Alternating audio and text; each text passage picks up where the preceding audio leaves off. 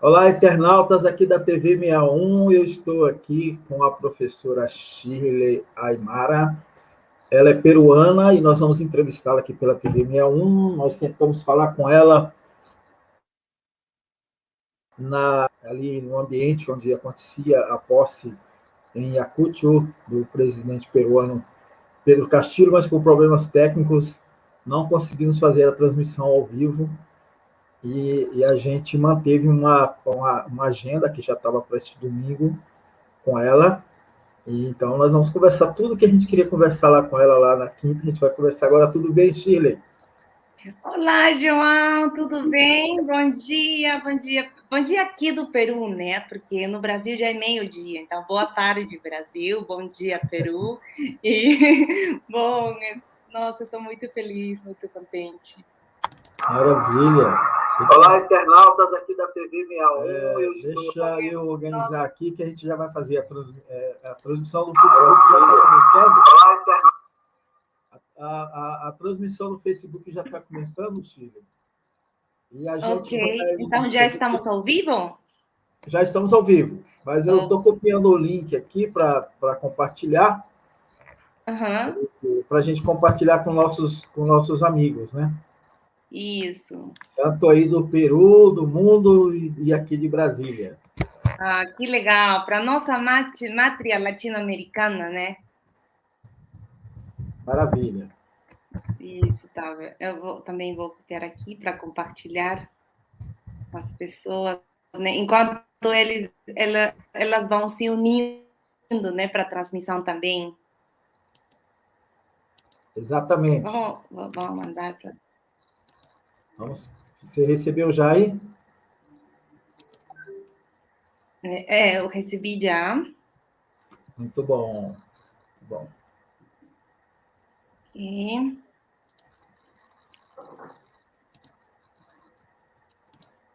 Ok, vamos esperar um pouquinho para as pessoas se conectarem, né? Isso, exatamente. Isso. Vamos então esperar mais um pouco, né? É juramento em português, né? Juramento. Em espanhol é o quê mesmo? Juramentação. Porque ali eu pensaria, né, que poderia ser juramentação, mas não é juramentação. É certo. Mas como é em espanhol? Juramentação. Juramentação. Seria juramentação, né? Porque seria juramento, que é juramento. Porque juramentação não existe, né? Talvez, né? Uhum. Talvez. Eu digo talvez porque a língua portuguesa, como a língua espanhola, ela é muito dinâmica, né? E ela vai se adaptando a uma série de mudanças ao longo do tempo, né? Então, nós estamos esperando aqui o pessoal começar a chegar. Uhum. Eu estava cumprimentando, né? Estava dizendo bom dia, peruanos, peruanas, né? Mas boa tarde, Brasil, porque já são 2 horas de diferença horária. Eu tô olhando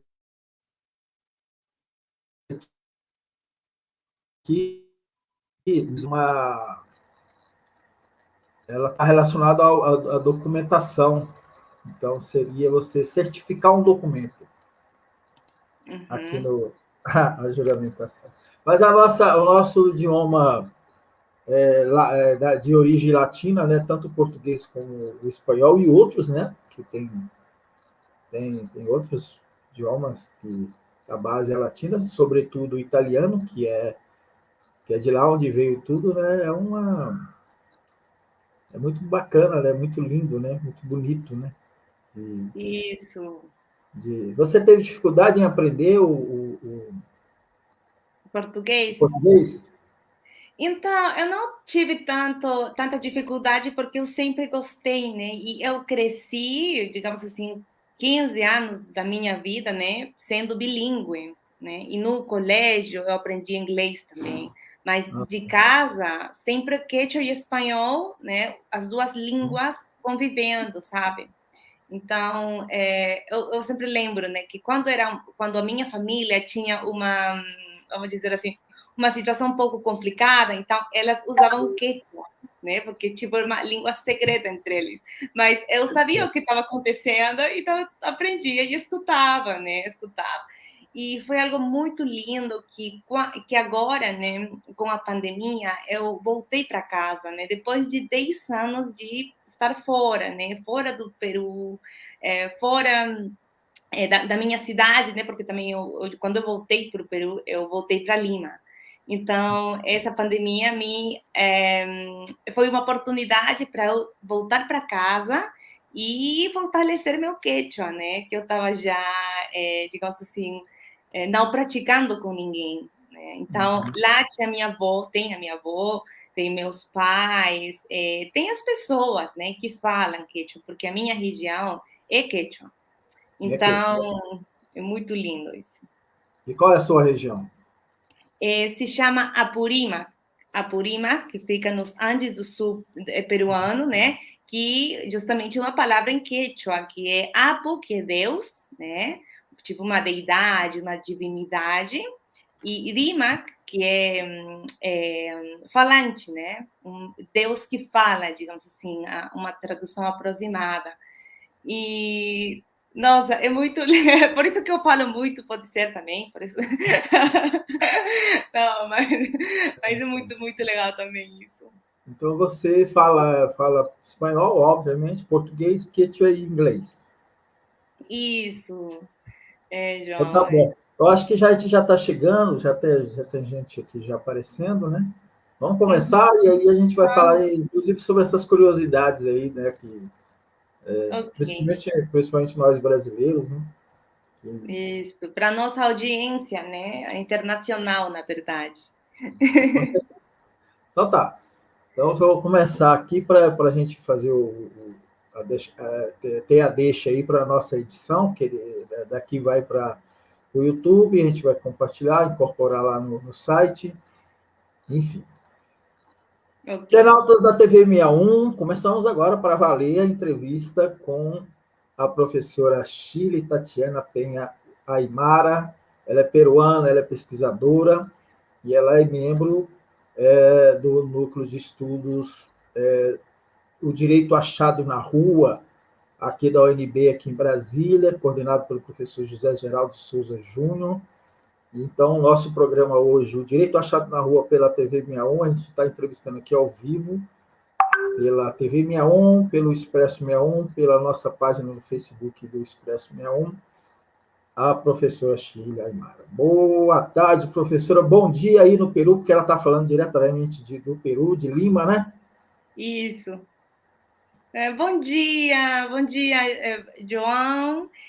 Primeiro, eu quero agradecer muitíssimo pelo convite, né, para essa entrevista. Também cumprimentar a todos aqueles e todas que estão nos acompanhando agora, né, nessa transmissão, que era uma promessa, né, para o mesmo dia da juramentação. E como a gente estava falando no início, deu uns problemas técnicos de conexão, né? Porque as redes de internet colapsaram, né? Colapsaram. Então, acho que isso também é histórico, ok? Tem internet lá em Pampa da Quinoa, mas foi um espaço só de viver o momento, sabe? Acho que a nossa mãe terra, a Pachamama, sempre nos conduz para uma nova leitura da vida e um novo sentir e pensar, né? Aproveitar o momento. Então, eu já também já peço desculpas de algumas coisas, né? Que acontecem, mas depois somos mais conscientes, né? Por que aconteceu isso, né? Qual que é a lição aprendida. Exatamente. Não, eu fiquei triste porque a gente queria muito estar com você aqui na quinta-feira, naquele dia, mas eu fiquei muito feliz, né? Porque pelos seus relatos, né, tinham milhares, talvez 1 milhão ou mais de pessoas lá em Acúcio durante esse processo que foi muito bonito. Você mandou alguns vídeos para a gente, mandou algum material, algumas narrações. né? Depois a gente pode até incorporar aqui esse material. Então, eu fiquei muito feliz, né? Porque foi realmente um grande sucesso. Mas, Sheila, é justamente isso, sobre isso que a gente quer conversar com você, um dos temas, né? É justamente esse novo Peru que se vislumbra agora com a eleição e posse de Pedro Castilho. A gente acompanha aqui no Brasil, né, o perfil dele, né, um homem de esquerda, progressista e do povo, né, um rondeiro.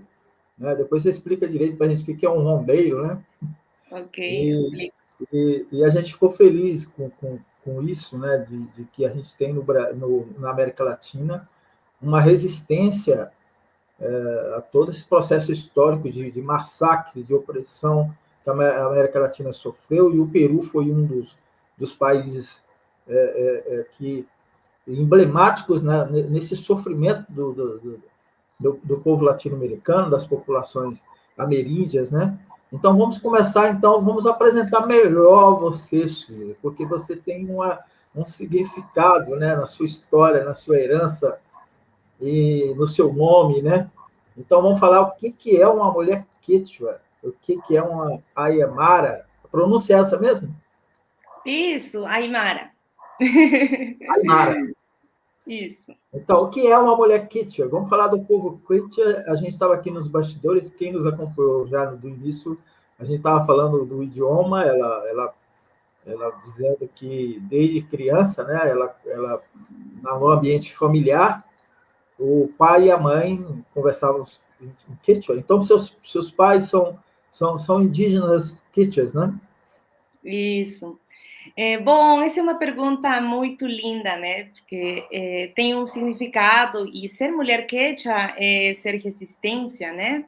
Ser resistência de mais de 500 anos, né? De ter a oportunidade de ter resistido, né? Na nossa história e hoje estar presentes, firmes e fortes nessa representação. Então, o termo quechua é símbolo também da nossa identidade. Quando as pessoas me perguntam, você é indígena? E eu falo que eu sou quechua antes que indígena, né? Porque a categoria indígena também, ela foi muitas vezes usada para colocar todo mundo que não é ocidental nessa categoria. Então, acaba que apagando um pouco da essência quechua, né? Então, mas em algumas reivindicações, né, mesmo eu sou internacionalista e trabalhei com litígio estratégico, então sabemos que a categoria indígena tem sido revalorizada nesses últimos anos, no plano jurídico, mas também na questão política, né? Então, eu penso, né, que essa indigenização, né, poderia se chamar assim, bem do próprio conhecimento de quem realmente eu sou, né, e o que realmente eu represento, porque se eu olho para minha história familiar e olho todas as mulheres que me antecederam, eu vou achar muitas diferenças, né, desde o lugar de estudos, desde o lugar de mais oportunidades, né, e também ser a voz, né, essa questão de reivindicar isso. Então, hoje, o povo quechua, somos mais de 5 milhões na América do Sul, né, porque somos descendentes dos povos quechuas que habitaram antes da construção dos Estados-nação, né, na América do Sul. Então, temos quechuas na Colômbia, temos quechuas no Equador, na Bolívia, no Chile, no norte da Argentina, no Peru também. Então, e também com as diferentes variedades, né? Porque uma característica de nós, povos indígenas, é que nós mantemos a língua, né? E também mantemos parcialmente muitas outras instituições que fazem da nossa cultura ser uma cultura ancestral que resistiu ao tempo, ao espaço, né? Então, a língua é a nossa, vamos dizer assim, nossa arma de resistência presente, né? E as nossas cores, nosso cabelo, nossos olhos, nossos corpos, né, também são sinônimo de resistência.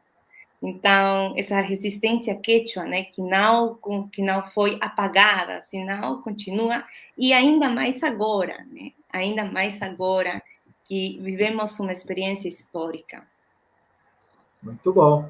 Mandar uma boa tarde aqui para Juca Badaró, jornalista angolano que está nos acompanhando aqui. Um abraço, Juca, grande companheiro, que, aliás, o povo angolano também faz essa resistência, inclusive pelo seu idioma, né? Sempre resistiu. Há muita semelhança, né, Chile, entre a América Latina e a África, né? Isso. Os nossos povos irmãos, né? Nas nossas histórias, é aqueles sentires e pensares também, né? Não podemos compreender a América Latina se não entendemos também as nossas nações irmãs, né? Porque elas também vêm de povos originários, né?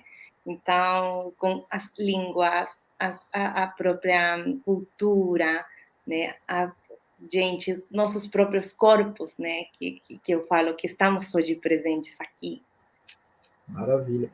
Shirley, para a gente, vamos prosseguir um pouquinho mais aí, falando do Quechua, desculpa a pronúncia, Quechua, né? Isso. E a gente não deixa de falar dos Incas, e eu queria falar, vamos voltar um pouquinho ao período pré-colombiano, né? Dessas civilizações, vamos dizer assim, que já existiam, né, antes de chegar aos colonizadores, e a partir de então toda a barbárie que esses colonizadores exerceram sobre esses povos. Queria que você fizesse uma avaliação, uma historiação rápida sobre esse ponto aí. Bom, então o Peru é uma cuna, como que é cuna em português? É um espaço, né, onde se origina uma das culturas milenárias, né, mais antigas do mundo inteiro, né? Essa aqui é Caral, né, Caral. Então, ela se desenvolve, né, no mesmo período que o Egito estava desenvolvendo, no mesmo período da Mesopotâmia, inclusive. Então, nós somos parte, né, dessa cultura que, nossa, o Caral foi uma civilização, né, que, por exemplo, deixou muitos legados, inclusive a própria sembra da papa, né, da batata, né, da batata nesse caso, a construção de cidades também, de templos, de comércio, inclusive, né, porque tem muitas pesquisas sobre isso. Então, depois vamos para um período, digamos assim, de florescimento de outras culturas, tá? De outras culturas mais descendentes de Caral. E Caral, eles ficavam no litoral peruano, né? Uns quilômetros acima de Lima, né? Então, é uma civilização bastante inteligente, né, pelo nível tecnológico alcançado, que ainda não é tão pesquisado, mas está sendo. E depois vem outras culturas, né, vem outras culturas pré-colombianas, né, que vão forjando a nossa identidade e também dão o florescimento para a cultura inca, né, que vai ser um império que vai durar, vamos dizer assim, aproximadamente 100 anos, né? Porque tem a historiografia, Maria Rostoros, que vai falar vai dar a data, Lumbreras, outro historiador também. Então, vão fazendo uma possível explicação, né? Então, chegamos ao florescimento desse império para muitos, né? Pela causa da hierarquização que teve, né, nesse período, mas também um prototipo de Estado, né, de um Estado que conseguia alianças, né, e esse Estado era o Tahuantinsuyo, né, Tahuantinsuyo, que em Quechua, 4 regiões, né, tipo um Estado confederado, poderíamos falar hoje em dia. Então, os Incas chegaram, como eu estava falando, até a Colômbia, né, até a Colômbia, o sul da Colômbia especificamente, o Equador, depois o Peru, a Bolívia, o norte de Chile, o norte da Argentina também, né?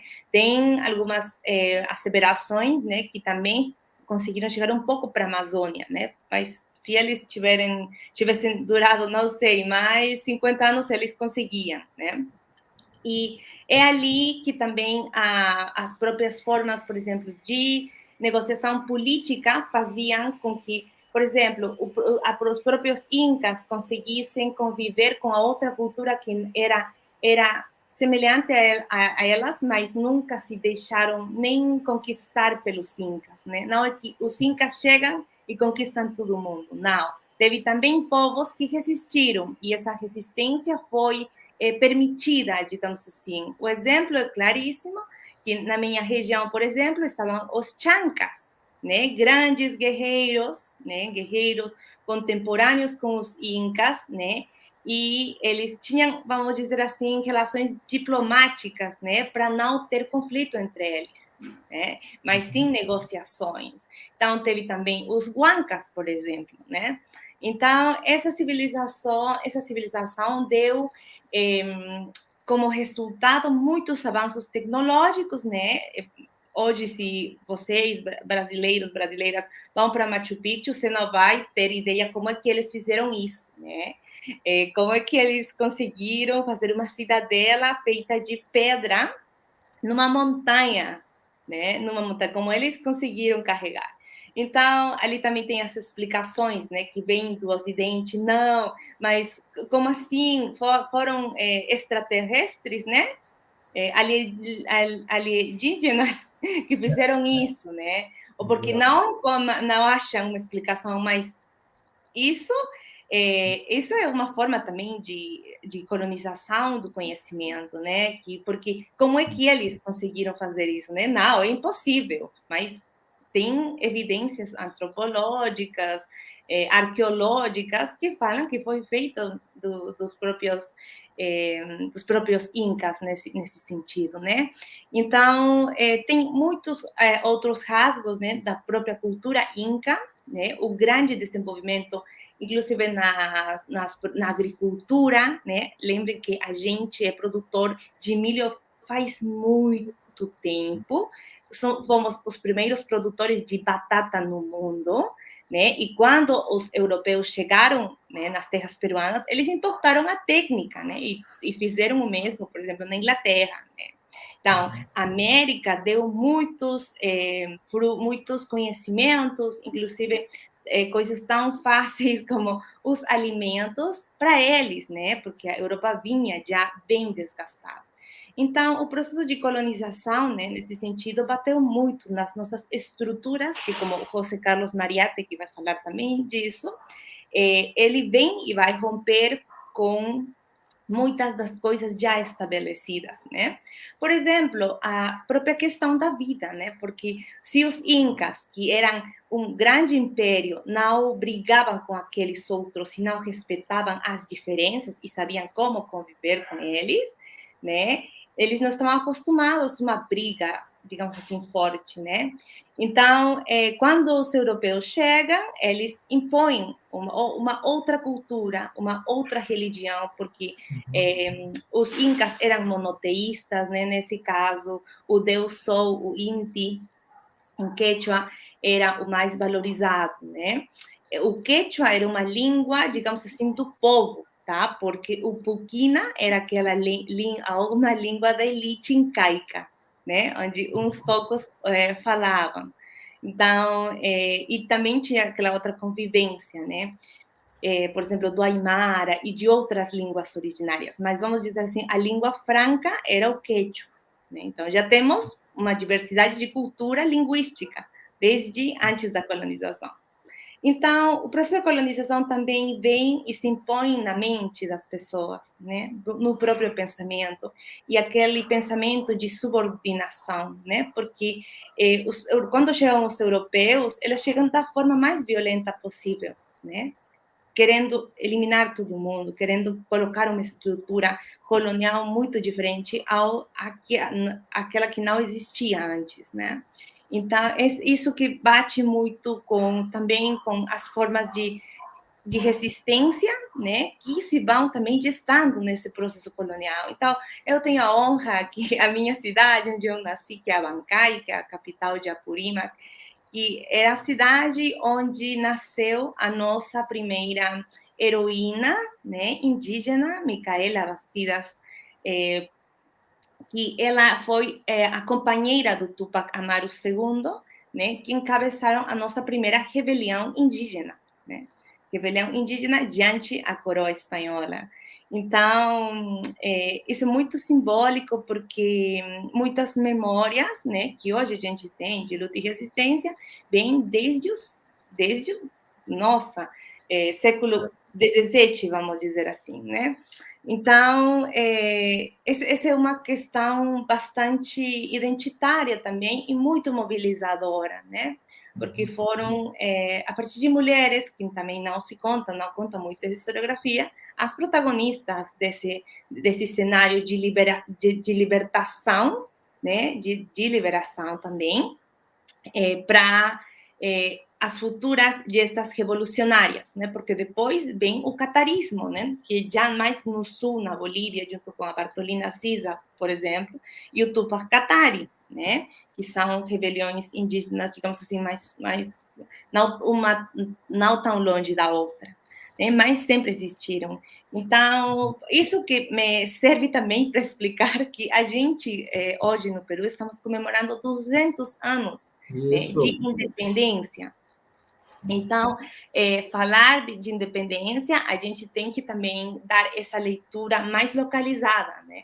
O que significa essas rebeliões e essa sede libertadora não era exclusivamente europeia, né? Não era exclusivamente crioula, né? A independência se gesta nas rebeliões indígenas, né? Antes, inclusive, que o próprio San Martín, Bolívar e todos eles chegassem e fizessem muita luta, é claro, mas também temos que olhar a nossa história mais regionais e mais própria, né, desse processo de entendimento dos próprios povos oprimidos, né, que têm as suas lideranças, as suas figuras, que essas que eu relatei, e que depois, né, convivem para se juntar com os próprios crioulos, né, porque os crioulos foram aqueles que independizaram as Américas. Não era simplesmente o povo, mas teve uma resistência, no caso peruano, dos povos indígenas e também dos povos afros, né? Exato. Que eu me refiro, os colonizadores, né, a elite colonizadora, né, o império, né, enfim, eles sufocam as rebeliões e depois querem sufocar a tradição de luta dessas rebeliões, né? Então, assim, nesse seu relato, né, em que, só para a gente frisar, vocês que estão nos assistindo, o Peru, na última quarta-feira, dia 28, comemorou essa independência que a Chile muito bem colocou ali entre aspas, né? Porque a luta do povo peruano e dos povos ameríndios, ela foi uma luta de resistência desde sempre, né? Desde quando os colonizadores pisaram aqui no nosso solo. E a historiografia oficial ela tenta esconder essa tradição de luta, justamente porque essa tradição de luta, e você mencionou as mulheres, Chile, ela é inspiradora, né? Essa tradição de luta é inspiradora para a gente avançar na verdadeira libertação, né? Isso. Antes da gente prosseguir, Chile, e eu quero entrar já no ponto principal da nossa entrevista, eu quero aqui registrar, né, agradecer aqui a participação também, para um momentinho que correu aqui, da Maria José Silva, que é jornalista lá em Goiânia, aqui no estado de Goiás, pertinho da gente aqui de Brasília, Zezé, está nos saudando, a Maria Auxiliadora, lá de Cuiabá, está nos saudando também. O jornalista José, jornalista e ambientalista, um grande combativo, o Abel do Nascimento, né, está aqui nos parabenizando, e depois ele faz um comentário, ele diz que esteve em desculpa, Kiwanaku, né, é isso? aí no Peru, Tiwanaku. Tiahuanaco. Tiwanaku. Em meados de 90, e lá durante uma inauguração de uma obra, o cerimonial foi obrigado a falar em espanhol e aimara, né? Aham. Devido à resistência do povo indígena, que se negava a entender e falar outra língua que não fosse a própria. Mais uma vez, a gente vê o registro de que a língua própria dos povos ela é um instrumento de resistência, ela é uma arma da resistência. E Boa tarde aqui também da Maria Dias, nossa amiga lá de Goiás também. Vamos falar então, o Shirley, uhum. da eleição e posse do Pedro Castilho. O que significa isso para o povo peruano, Shirley, na sua opinião? Ok, bom, é, o Pedro Castillo Terrones, né? Ele é um professor rural, né? Porque aqui temos aqueles professores que trabalham especificamente nas cidades, mas também temos professores que trabalham no campo, né? No campo, naquelas escolas onde não tem uma boa infraestrutura, falta de oportunidades e tudo mais. Então, historicamente também, né, a educação, né, propriamente aqui, que seria no Brasil a pedagogia, né, é mais destinada para os setores baixos, né, baixos de renda, tipo, se você quer, não sei, sair para adiante, fazer coisas, cumprir teus sonhos, e se você é pobre, então uma primeira oportunidade vai ser que você se converter numa professora, né, maestra, né, nesse caso, mais dessas zonas. Então, Pedro Castilho representa isso, né? Porque ele não foi para a universidade, ele foi para um instituto onde formavam para ser professor rural, né? Que era perto da comunidade dele. Ele nasceu em Cajamarca, em Punha, num povo, né, bem pequeno, né? Onde desde sempre vivenciou o que a pobreza, né? O que a falta de oportunidades. Então, ele também é rondeiro, né? O rondeiro é uma categoria, né, que faz parte de um coletivo, né, de uma base organizacional, onde essas pessoas exercem um direito consuetudinário, né? É dizer, eles são juízes, como juízes, né? São pessoas que tomam as decisões próprias para a comunidade deles, né? E também são símbolo de segurança, né? Fazem cordões de segurança cuidando das comunidades. Por quê? Porque em 1979, né, eles começaram a se organizar diante o roubo de gado, né, nessas regiões onde a polícia não chega, né, onde não tem outras oportunidades. E ele representa e é parte desse coletivo. Hoje, podemos dizer que é sinônimo do movimento social peruano, né? Daquele movimento, parte do movimento, que tem levado o Castilho também no poder, né? Então, também temos que ter cuidado, porque o termo rondeiro foi muito usado também pela direita, né? Nesse caso, o Fujimori criou as rondas camponesas, digamos assim, como sistema só de segurança, só diante do conflito armado interno que teve no Peru inteiro nos anos 80, né?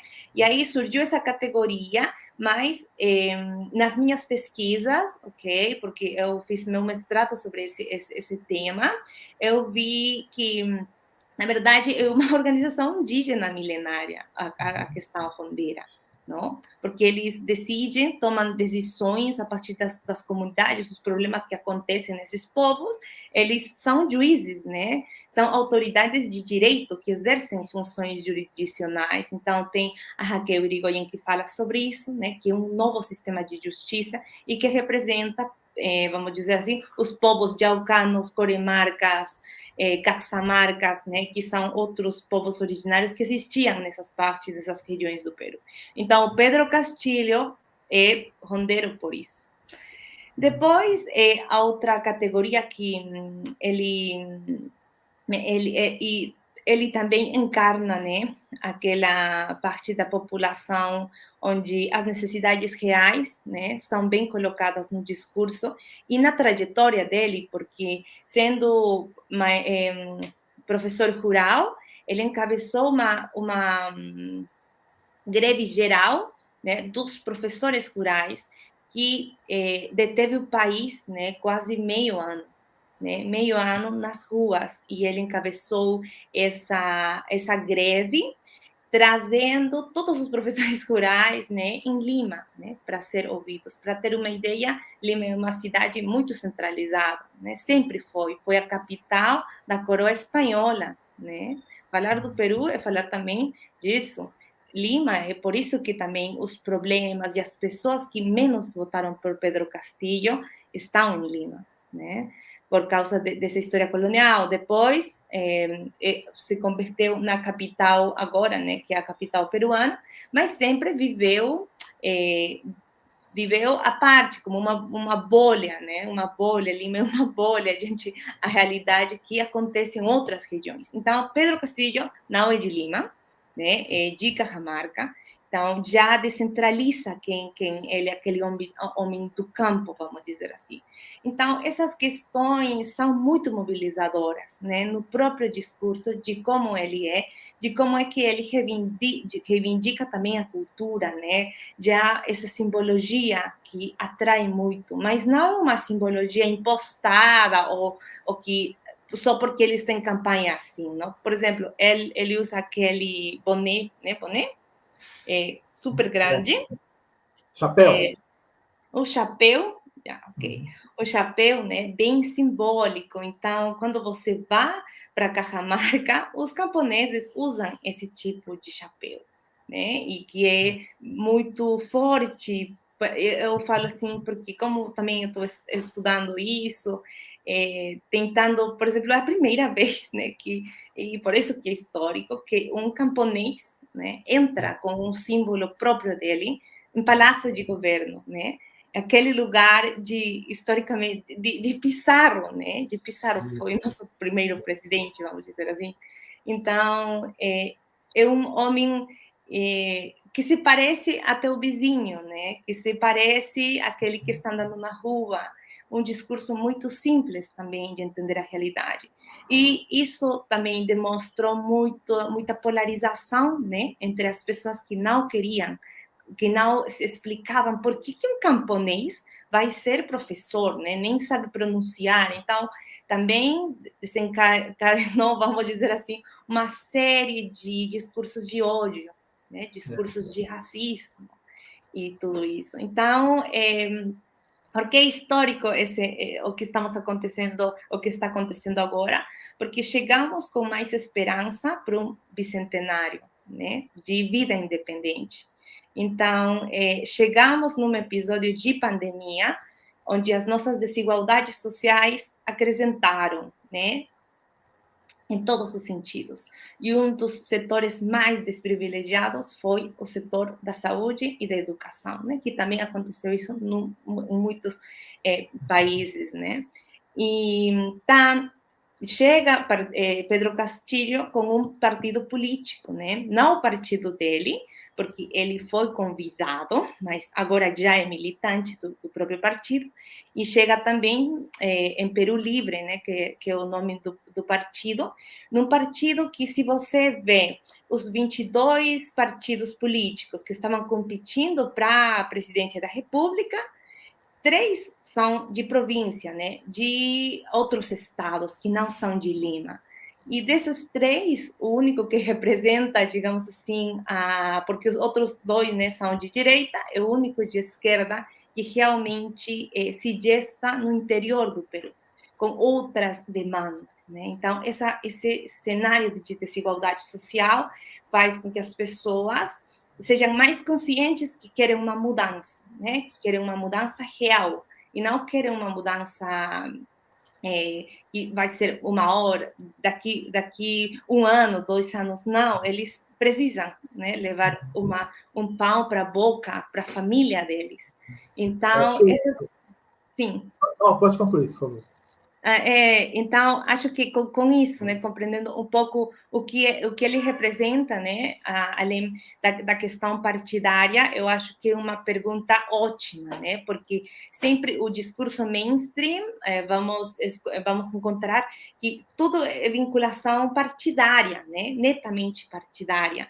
Mas não, o Castilho também representa essa questão humana em todos os sentidos, né? Ele é evangélico, por exemplo, né? Ele é evangélico, é muito crente nessa fação, mas não é um evangelismo, vamos dizer assim, bolsonarista, né? Ou ultraconservador, ou desse tipo, assim, que Não, ele não não é chega... fundamentalista, né? Como a gente diz, né? Fundamentalista, né? Isso, Obscurantista, né? porque, Eu, eu, porque eu queria que você falasse, você já começou, mas eu queria aprofundar mais um pouquinho, porque a gente vê que a América Latina ela teve um movimento ali nos anos, né, da primeira década, né, e que com a eleição de Lula, com Rafael Correa, com Evo Morales, com o Chaves, enfim, a gente teve um movimento na América Latina em que a esquerda, né, e os partidos progressistas, é bom dizer que nem todo mundo era de esquerda, né, propriamente dita, mas progressista, humanista, e isso deu uma refluída com a queda sucessiva desses avanços, inclusive aqui no Brasil, com a eleição de um presidente fascista. Né? Embora a gente tenha aí a própria Bolívia que recupera, a Venezuela que resiste, o Chile, que embora esteja ainda nas mãos de um presidente de direita, mas o povo também está resistindo, estão ali na construção de uma nova constituinte. Enfim, a gente tem todo esse panorama e agora vem o Peru. Mas a gente percebe que estamos todos cercados, né? O neoliberalismo, o ultraliberalismo resiste, avança, eles não vão pegar as pontas. E mesmo antes da posse do Pedro Castilho, a gente viu alguns movimentos, né? Das próprias Forças Armadas, da própria presidente, da própria candidata derrotada ali, né, fazendo as suas manobras e tendo apoios importantes, inclusive dos Estados Unidos, enfim.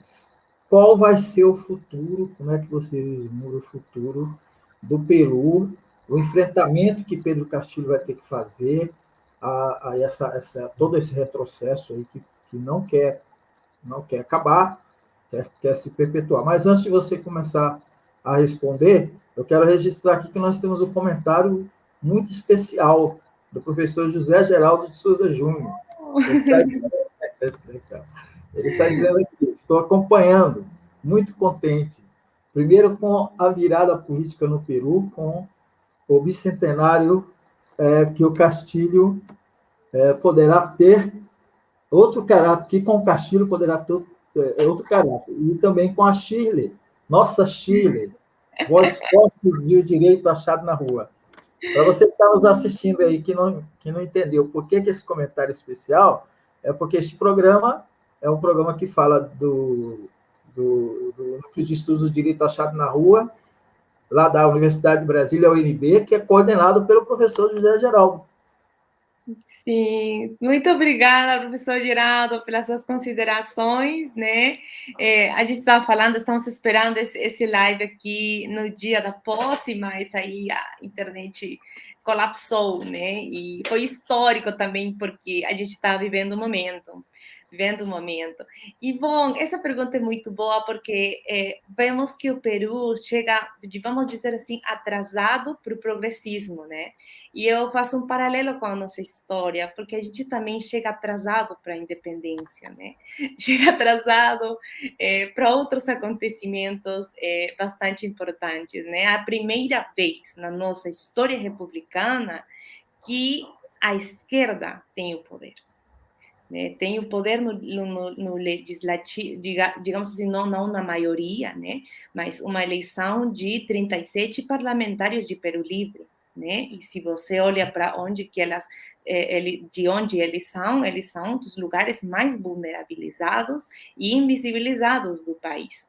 Então, chegam com porcentagens de aprovação incríveis, né? Por exemplo, na minha região, o partido, né, é lápis, e também essa questão mobilizadora, né, que é um lápis, que é uma pedagogia popular, né? E isso que temos também que olhar. Então, chegamos com essa movimentação bastante poderosa, né? Que chega, na verdade, nas bases da realidade peruana. Isso acho que não temos que esquecer e sim tomar em consideração. E uma coisa interessante no processo peruano, eu considero que é essa chegada atrasada para o progressismo, né, latino-americano que já estávamos vivendo, né? E tem aquela potencialidade de aprendizagem, né? De aprendizagem da própria esquerda com as experiências vizinhas, né? Sabemos o que aconteceu com a Bolívia, né? O que está acontecendo com a Bolívia. Sabemos o que está acontecendo com a Venezuela também, né? O que aconteceu com o Brasil. Então, e com a Argentina e com todos os países, né? Que teve, inclusive com o Paraguai, né? Que teve essa onda progressista, né? Porque o Peru, nesse período, não estava vivendo isso, né? Tinha o neoliberalismo no máximo esplendor. Então, chegamos também numa sociedade muito fraturada. Como é possível que em 5 anos, né, os 5 anos passados, tivemos 4 presidentes da República, ok? 4. E uma presidenta, digamos assim, agora esqueci o termo, né, jurídico, mas autoproclamada, né, mas que ela termina renunciando. Então, vamos dizer em espanhol, hartazgo político, né, dos mesmos de sempre, né? Dos mesmos de sempre. Então, teve também esses dias o juramento do novo gabinete, né? E se você olha para o novo gabinete, tem outra vez coisas muito interessantes, né? Somente 3 deles, ou 4, que são de Lima diretamente, a trajetória deles fizeram em Lima, né? Os outros são de outras regiões, de outros centros universitários, inclusive tem um dirigente, né, da Confederação Agrária como ministro de Agricultura. Então, teve por primeira vez a nossa cultura, enquanto a nossa roupa, né, vestimenta, ali presente num cargo, vamos dizer assim, executivo de poder, né? É claro, como todo processo com todas as contradições, e está bem que tenha contradições, mas o Peru tem o espaço de aprendizagem, o que não fazer, né, com as outras, conhecendo as outras experiências latino-americanas e criar, como o Pedro Castillo fala, o nosso próprio modelo, né? Que essa é a oportunidade de fazê-lo. Mas, por outro lado, né, e é muito triste, que o reconhecimento do Castillo não foi instantâneo pela parte contrária, né? A gente se enfrentou com o monstro fujimorista, né? E em todos os sentidos falando. Por isso que hoje estar aqui com um meio independente ajuda uma leitura melhor do que os meios nem conheciam o Pedro Castillo, né? O CNN, por exemplo, eles quando o Pedro Castillo passou para a segunda ronda, né? Eles nem mostraram a foto, né? Nem mostraram a foto. E como assim? Né? Então, aí vemos o controle mediático, né? Que tem a direita no Peru, okay? Que agora que com o ascenso, digamos assim, da ultradireita, né? Que é um refinamento do fascismo que conversa muitíssimo com o Bolsonaro, por exemplo, né? Esse fascismo também, né? Que chega atrasado para o Peru, mas chega, né? Digamos assim, na versão racista, xenófoba, discriminadora. Então, temos também uma ameaça, né? Porque eles estão dão entrevistas e falam, não, mas só precisamos 87 votos para vacar, para tirar o presidente no poder. Né? Então, temos ainda essa ameaça que se reforça com o discurso mediático, né? Que se reforça com o discurso de discriminação no fundo, mas também, e agora que eu esteve em Pamparaquino, nas marchas pela defesa ao voto, junto com os setores populares mais vulnerabilizados, vivendo as eleições desde Apurímac. A minha região é a segunda ou primeira região com índices de pobreza extrema, por exemplo, né? Um esquecimento histórico do que é Apurímac.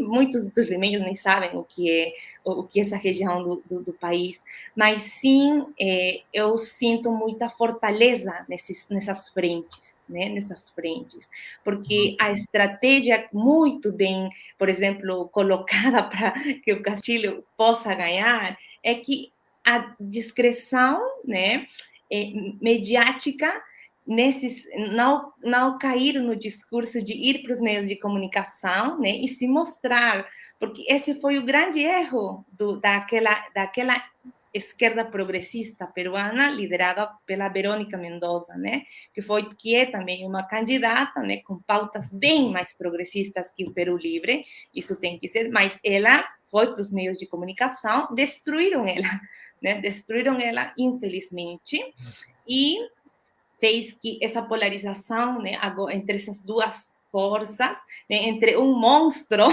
que é o Fujimorismo, né, e o que são as ganas de cambiarlo todo, não? A grande vontade de construir um novo país, de construir e também se identificar. Eu acompanhei as marchas pela defesa pela democracia, da nossa democracia, né? E era muito simbólico ver pessoas dançando guayno, né? Que o guayno é uma expressão artística dos povos dos Andes peruanos, no meio, na Praça San Martín, do lado daquele prédio dos Miro Quesada, né? Daquele prédio colonial, e também ter lideranças, movimentos, pessoas que vieram até Lima, né, para dormir e acampar e defender o voto, né? Porque essa era uma intenção golpista do Fujimorismo para ir em contra das maiorias. E por que eu falo isso? Porque quando você vê as pessoas que defendem Keiko, por exemplo, as pessoas que estão junto com esses movimentos, cadê os nossos povos originários ali? Né? Não tem. Gente, não tem essa diversidade. Tem vídeos, tem falas, testemunhos, né, que falam que essas pessoas, né, que vão para as marchas deles, são compradas, né, são compradas. Ou, tipo, tem uma pessoa que está, não sei, dando de presente uma bandeira, né, com a democracia, ou que levam de transporte, né, que eles levam para os distritos. Então, eu moro perto, né, do Campo de Marte, que agora, digamos assim, a resistência do Fujimorismo. E eu passei, né? Eu passei hoje. As carpas, gente, as carpas que eles estão acampando estão vazias, sabe? Vazias. Então, isso que os meios de comunicação não vão mostrar, né? Não vão mostrar. E quando eu sempre passo, né? Eu olho e, tipo, tem 2, 3 pessoas, né?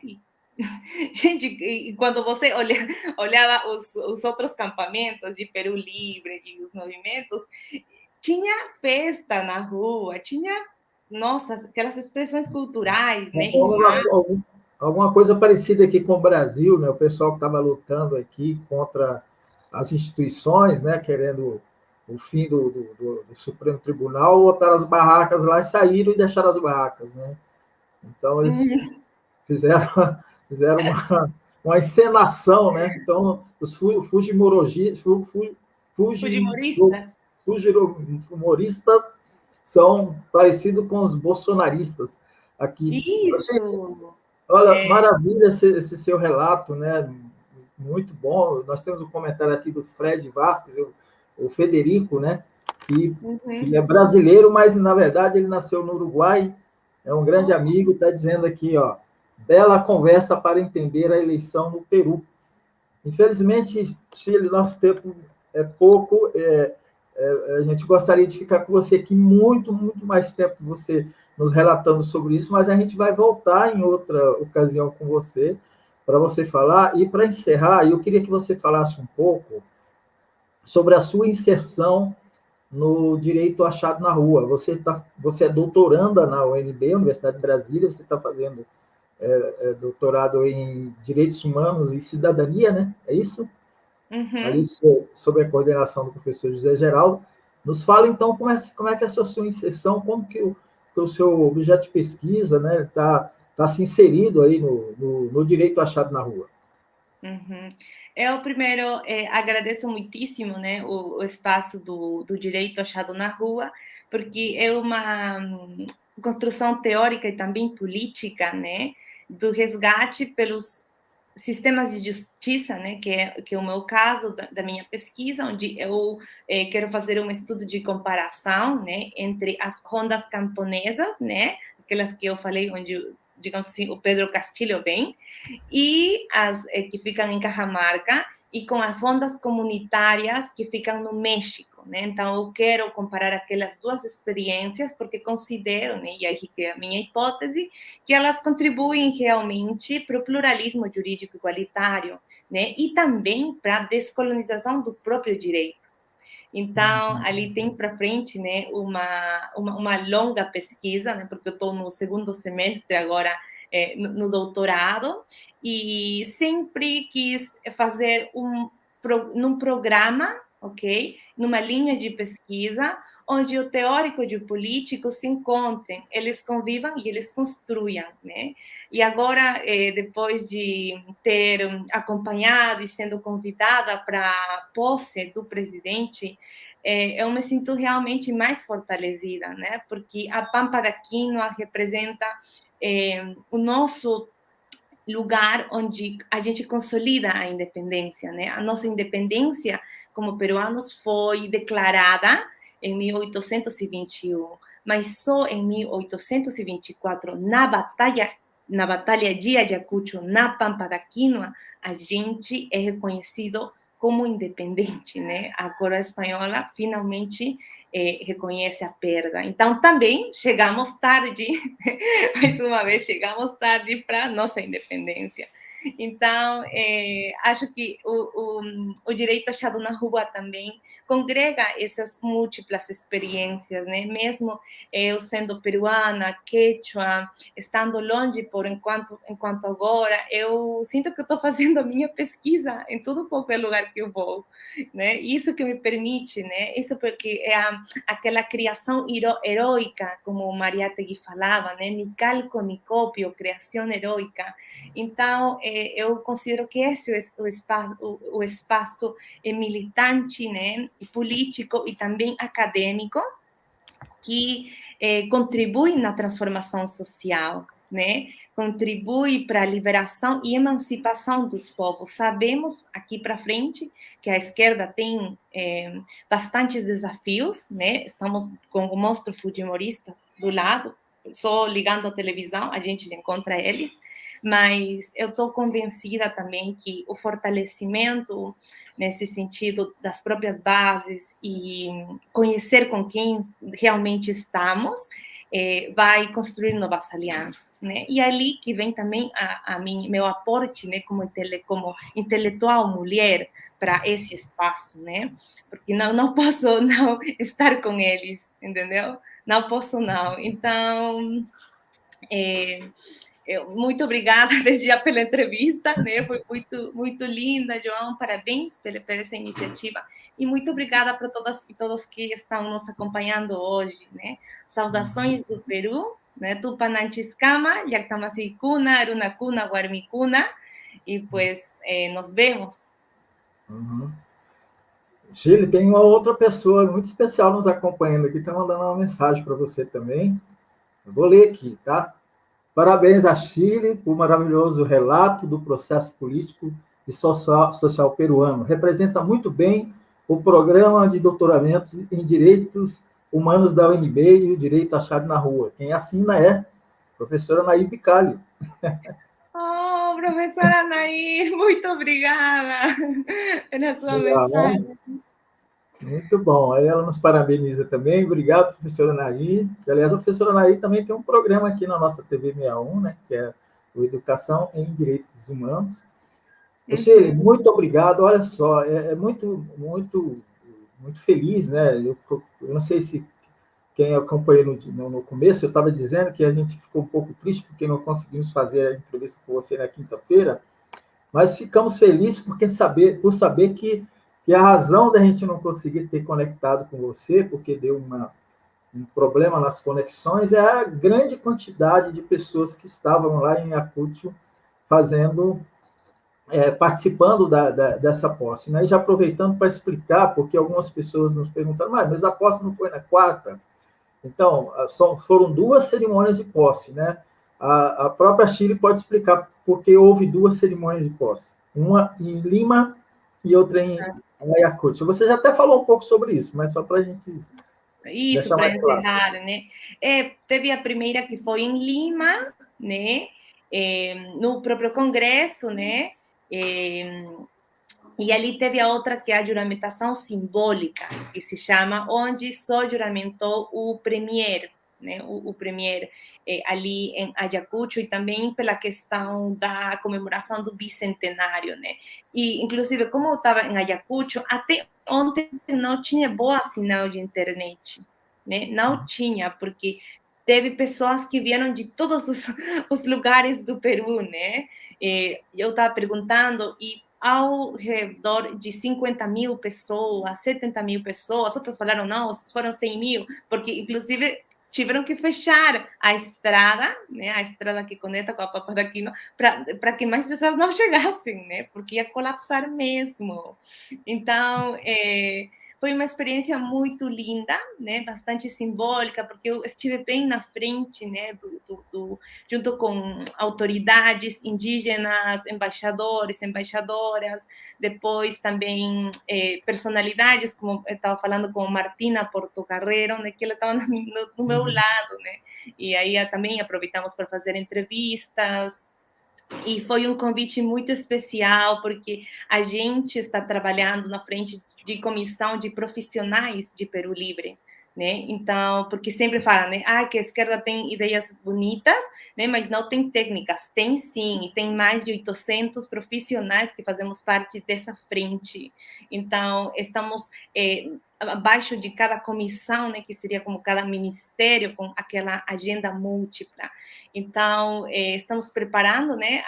Também foi tenso, porque só na juramentação do gabinete, né? Estava faltando ministro de Economia e de Justiça, né? Que foram as duas pautas melhores defendidas, porque uma vem com a questão da reativação econômica pós-pandêmica e ter uma boa frente nesse sentido, e a outra que tem a ver com a corrupção, né? E justamente que a corrupção o combate para a corrupção, né, nesse caso, é o que o fujimorismo não quer, né, porque eles estão envolvidos, a Keiko está envolvida nisso, os assessores, os próprios partidos de direita. Então, é muito esperançoso, vamos dizer assim, o novo gabinete que teve, né, tem sempre problemas com o premier, que tem uma fala dele, fazendo apologia ao terrorismo, por exemplo, que é muito questionável também. Diante disso, um gabinete que não cedeu o posto para a direita, né? Que não cedeu. Então, essa é uma lição boa, né? Porque se a gente olha a história do Brasil, né? Nos próprios gabinetes tinha gente digamos assim, de direita ou com algum tipo de influência.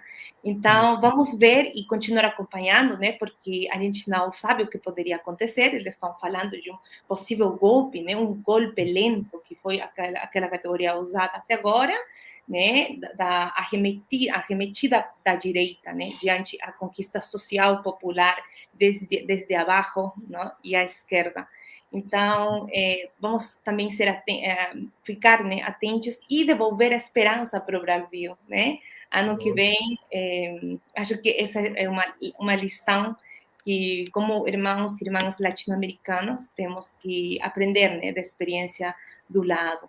E vamos ver se o Congresso dá aquele voto de confiança para atuar do gabinete do Castilho, ok? E estão falando que não vão dar, mas se, por exemplo, nasce constitucionalmente, se eles não aprovam, né, o plano que o presidente tem para o combate para a pandemia e tudo mais, é possível que se feche o Congresso, o parlamento, né? Constitucionalmente é assim.